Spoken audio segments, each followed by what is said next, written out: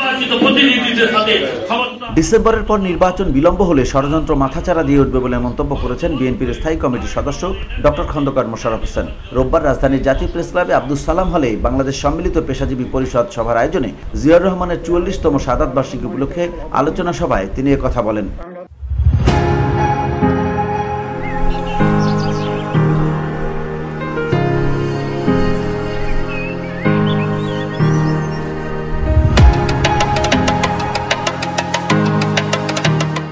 আমরা কেন ডিসেম্বরের মধ্যে নির্বাচন চাই এ ব্যাপারে আমরা ব্যাখ্যা দিয়েছি।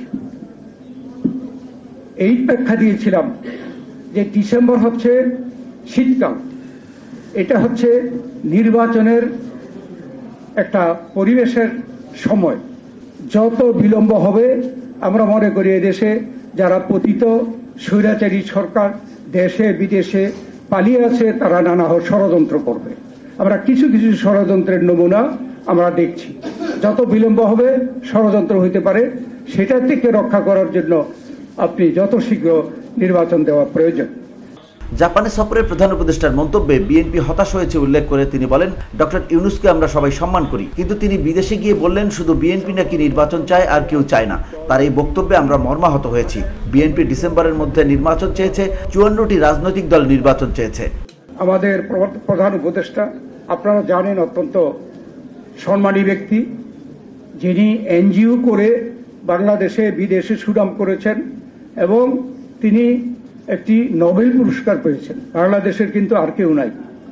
তাই আমরা অনেক বিশ্বাস নিয়ে এবং এদেশের জনগণ অনেক বিশ্বাস নিয়ে যে বৈষম্য বিরোধী ছাত্র গণ আন্দোলনের যারা নেতৃত্ব দিয়েছে এবং আমরা যারা নেতৃত্ব দিয়েছি, আমরা অনেক বিশ্বাস করে ওনাকে প্রফেসর ইউনূস সাহেবকে এই পদে বসিয়েছি, অনেক বিশ্বাস করে। কিন্তু তিনি জাপানে গিয়ে যে বক্তব্য রেখেছেন এতে আমরা হতাশ। কেননা উনি বলেছেন একমাত্র নাকি বাংলাদেশে বিএনপি নির্বাচন চায়। আমি তো বলছি কে নির্বাচন চায় না? নির্বাচন তো সবাই চায়, কিন্তু আমরা বলেছি ডিসেম্বরের মধ্যে ইলেকশন হলে নির্বাচন কমিশনের সুবিধা, সরকারের সুবিধা, জনগণের সুবিধা। আলোচনা সভায় সভাপতিত্ব করেন বিএসপিপির আহ্বায়ক ও বিএনপির স্থায়ী কমিটির সদস্য ডক্টর এজেডএম জাহিদ হোসেন। সংগঠনের সদস্য সচিব কাদের গনি চৌধুরীর সঞ্চালনায় অনুষ্ঠানে বিভিন্ন রাজনৈতিক ও পেশাজীবী নেতারা বক্তৃতা করেন। VOD Bangla news desk.